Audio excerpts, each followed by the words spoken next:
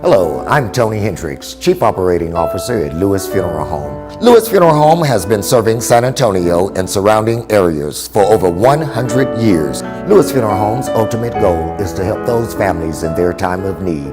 If your family is ever in need, please feel free to call us at Lewis Funeral Home, 210-227-7281, or check us out on our website at lewisfuneralhome.com.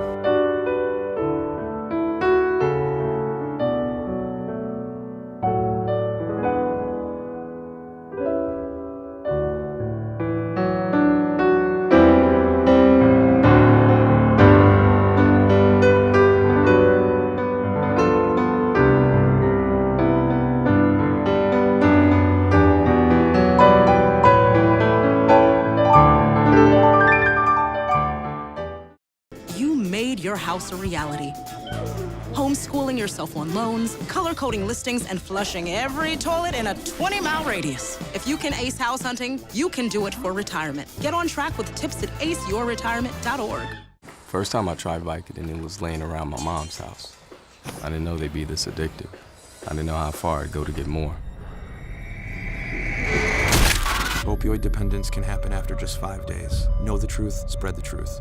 This message was brought to you by Bethel Prevention Coalition. It takes a village to help somebody get their diploma.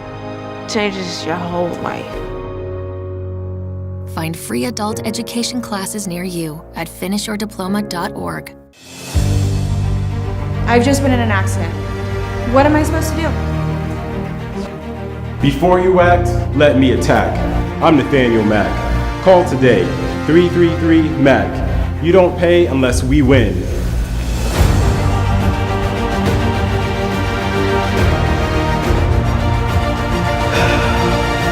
Let's call Mac.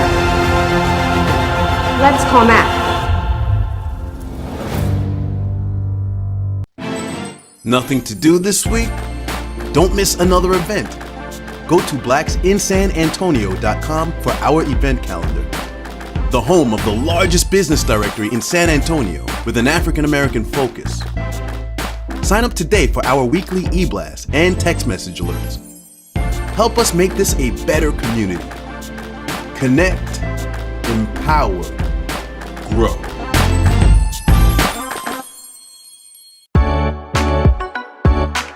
Because it matters to you, it matters to us. It is Black Video News with your host, Keith Scott. Black Friday Live, San Antonio. Here we go.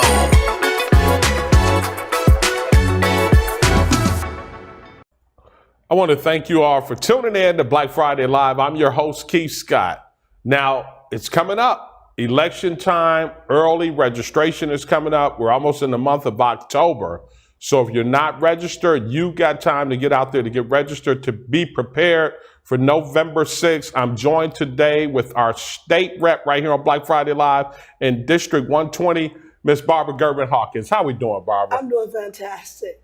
You know, Keith, I've been out on the campaign stump and I'm a little hoarse. I feel perfectly fine. Right. But, you know, when you talk a lot, your voice get a little weakened sometimes. Yeah, it does. It does. And it's that time, and I know you're probably all over the place from the state of Texas. Yes. But Barbara, let's go right into it. There may be some people out there that don't know what a state representative is. Can you tell us what a state rep does? I'd be happy to. Well, first of all, we've got to look at our branches of government. So as an educator, I like for people to remember their civics class. Right. And so when we talk about our local branches, which is our city and our county, and then we've got our state level and our federal level. Correct. And so a state legislator sets the laws and policies of the state. So it's a big job. Right. It's 150 state representatives and it's 31 senators. And then you've got the lieutenant governor and you have the governor. Correct. So we set the laws for the state of Texas. We address all kinds of issues, from property tax issues to law enforcement issues to mental health issues. So everything that runs a community is impacted by the state one way or another. Yeah. Also, your federal resources. Federal resources flow through the state, and then the state allocates them to the local municipalities. Right. So As a state legislator, from my perspective, we work our district. It's for us to represent our district, and every district is different. Right. You've got your rural communities, you've got your urban communities, you've got your suburban communities, which all have different needs. Now, I represent District 120. District 120. It's about 175,000 people in District 120. And it's my responsibility as I represent my district is to understand the demographics, the economics, and really know the profile of my district, the age levels and everything. Right. So that's a lot of zip codes. It is a lot of zip codes. My district alone has 86 precincts. Yeah. 86 precincts. 86 precincts for my viewers out there. So that's a lot. That's covering a lot of ground. A lot of ground. And every aspect of the district is different. Right. You've got your north end, your southern end, your east, I call your core east, and then your western end. And so for me, as I meet people in different areas of the district, I want to make sure that I know exactly what their needs are. Right. One size don't fit all, kid. Okay. We have really got to say what's needed in the core. And one of the things I hope we get a chance to talk about is property taxes. Yeah. And that's big. Well, that's big across the district and really across the whole city and the county is an issue we need to deal with. But I believe I can have an impact on that. Yeah. Well, there's something going up. I just told you off the camera. I saw a commercial this morning about a proposition that's up here in San Antonio, just throughout, the city, Bexar County. Yeah. And it has a lot to do with property tax. And we could talk about that. But you say you're the champion for the people. Yeah. And I do like that slogan. But tell us, what do you mean, Barbara, when you say, because here you've served 4 years already. No, 2. 2 years, excuse me. 2 years, 2 years already term. You did a 2-year term. Yes. But here it is election time. And you have someone that you're going up against. Yes. You have an opponent. I have an opponent.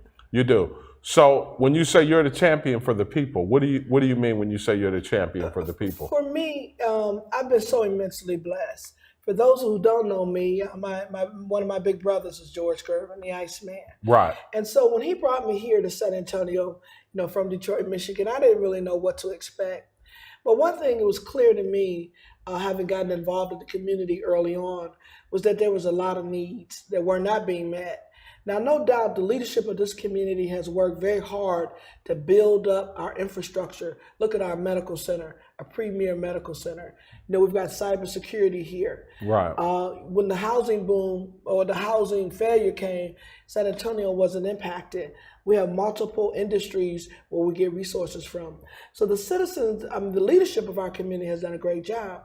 But when I look and I peel back the onion and look at our communities, I'm concerned that there's some major gaps. And as the champion for the people, I want to begin to connect the people to the resources as well as the knowledge and the things that can improve their quality of life. Okay. When you say major gaps, touch on one of those major gaps that you're emphasizing. Young people, there should not be a summer, Keith, that we don't have summer jobs for every kid that wants a job. Right. For every kid that's out there that wants to work. That wants a job. I started workforce development at 14 and haven't stopped working since. And so for me, we've got to look at how we invest in our human capital. The other thing that I see is activities for young people. Unless you have money, you really can't participate in anything. There was a day you could walk to the rec center and have that interaction with a positive adult. Today, that's difficult to do. If you play Little League, you got to play money. So here we have minimum wage or wage earners at $8 an hour. Yeah. So if you have 3 or 4 kids, how are you surviving on $8 an hour? So what I love just recently, the city voted to do a minimum wage at 15, and we need to do that. We need to create a living wage really across the board. Yeah, we do. Yeah, we do. So the wages in terms of, and also as we look at our housing right now, our housing to stock, how it has changed, and also what I call what's happening with our legacy homeowners, particularly in our low-income neighborhoods, where someone may have bought a house for $40,000 or $50,000 years ago. Now that house is maybe appraised at $180,000 or $200,000. Right. That house next door to it. Look at the taxes, and we don't want our legacy homeowners to be hurt, and that's be it seniors or a working couple or a single individual. So we've got to resolve some of this property tax issue too. Yeah. So I can make a list of the things that we need to address. But I'm one of these type of individuals. We can eat the elephant. We just can't eat him whole. Right. We can't eat it piece by piece, though. Yeah. So I know one of the things that you really, as far as education, you've been such an advocate for education in this community, along with your brother and your family members when it comes to education. Your sons are doing it now when it comes to education. But, let's touch on the education side of things too, Barbara, because I know that, education is a huge concern of you. It really is. I was really hurt when they took vocational training out of schools, because I remember when my brothers were in shop, and when I saw friends of my brothers and of my own, they would learn how to work with their hands. Right. Today, it ain't many young men that even know how to change a tire on a car. Yeah. Because we're not talking about a screwdriver, a hammer, an Allen wrench anymore. Yeah, we're not these talking trades. These trades, which is vital. Yeah. Okay? Because going to college is nice, but college is not for everybody. Not only that, working with your hands, that practical on-hands learning is very valuable for the mind, as well as fixing up your own properties. So we got away from what I consider those critical institutions related to education that we want everybody to go to college. There's college graduates that don't even have jobs. Right. And we need people in the service, or what I call the blue-collar jobs. So with myself and my brother, we started one of the first 20 charter schools in the state of Texas. Yeah. It started as a dropout recovery high school, and we had 150 students. We're now well over 1,000 students, pre-K to 12th grade. And guess what? Of the 5 schools in San Antonio to receive an A-letter grade, Gervin was one of them. Okay. Because we went from 0% dropout rate, 100% graduation rate, and our kids are succeeding because we understand what it takes for young people to be successful academically. And it takes that love, that building of that confidence, as well as having qualified, competent teachers in the classroom. Right. So education is close to my heart. Now, it wasn't when I was going to school. I mean, when I went to school, a C was good for me. I was okay. But I was blessed during a time when they were promoting African Americans to go to college. Right. And so I was able to go to college and get my undergrad degree in business. And I worked for Ford Motor Company, Detroit Edison Company. And then I came here. And when I came here, and I truly believe, Keith, it was God's sin, because I had a great life in Detroit. I was, driving my Corvette, living the jet set life, right, getting, good pay from Ford Motor Company. But when I came here, I saw something new and different. And I saw that I could add a new voice. Yeah. And so as I represent the people, I want to be able to share with them the things that took me on my successful journey. Right. And so when I can share with people, not give them anything, but connect them. So as being a champion, you've heard the term, you give a man a fish, he eat for a day. Yeah. You teach him how to fish, he'll eat for a lifetime. Yeah. And so I feel my responsibility is to teach the community how to work the system. Right. How to get engaged, how to understand the political aspects of things, and how to be able to secure some of the resources that we have in this community. Okay, so let's stay right there when we talk about that too, because I want to stay on the education side, but I want to stay on the education side when we talk about educating the voter. Oh, yeah, okay. Well, to me, politics is the game changer. It's the game changer. And here's what I mean when I say that. If our community really understand that every time there's an election, they get a flood of folks want to come to their churches, want to come to their events. We've got to start holding our elected officials accountable to improving our community, because they can. Right. So think about the political realm. The resources are controlled, ideas and building of buildings, the priorities are established. Let's let our elected officials begin to understand the priorities that the people have. And when they can carry that banner for you and be a champion for that initiative, it can happen. The new renovations of the convention center, that happened because there's a champion who said, we need a convention center. And so look what happened. Over $300 million was invested in that. when the airport needed repairs. So we need a better airport so we can attract more business people. And guess what? That happened through politics. And so when we need streets and drainage projects and other things, all that's happening through the political realm. And I truly believe our African American community, we've done everything. We did the marches, the lie-ins, the die-ins. Yeah, we've been doing that stuff too long. We've done it a lot, okay? Yeah. But what we haven't done is connected the political infrastructure to our community. We'll vote when it's something we know about or we're passionate about. But guess what? We got to vote all the time. Yeah. We vote on our judges. They determine who keeps their kids and who don't. The judges determine who gets 2 years or 20 years. When we look at how we get involved politically, we can change so much for ourselves.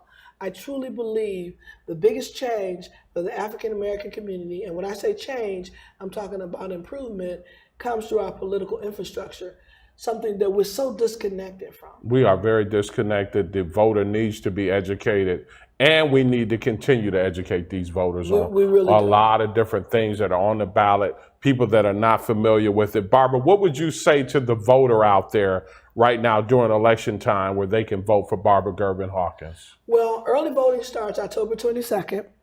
Election day is November 6th. And it's really, for me, this election is so important, not only because there's so many issues out there that we have to address, but also because we have to make a statement. I would love for the African American community to triple its numbers in terms of turnout, Keith, because the electorate, when they see numbers, they see votes. Right. Okay. And so I put a challenge out there to the African American community that not only go to the polls, but be committed to take others to the polls. I want y'all to know it's the game changer. Barbara, if they want to get connected with you, how can they get connected with you? Email, website, can you please tell my viewers? Yes, you can reach me, and I would say Google. That way you don't have to remember it. You know, you Google my name, voteBarbaraGervin.com. And what you can do also is, and again, as a teacher, I don't believe in giving you anything. I think you need to look for it. You can get the number to my office. My district office is listed. Also, my number in Austin is listed, and I have staff in both places. Okay, great. Thank you so much, Barbara, for joining me today on Black Friday Live, our state rep. It's election time. Please make sure you get out there October 9th, early registration, and voting time November 6th. I'm Keith Scott. We'll see you next time right here on Black Friday Live. As always, be encouraged.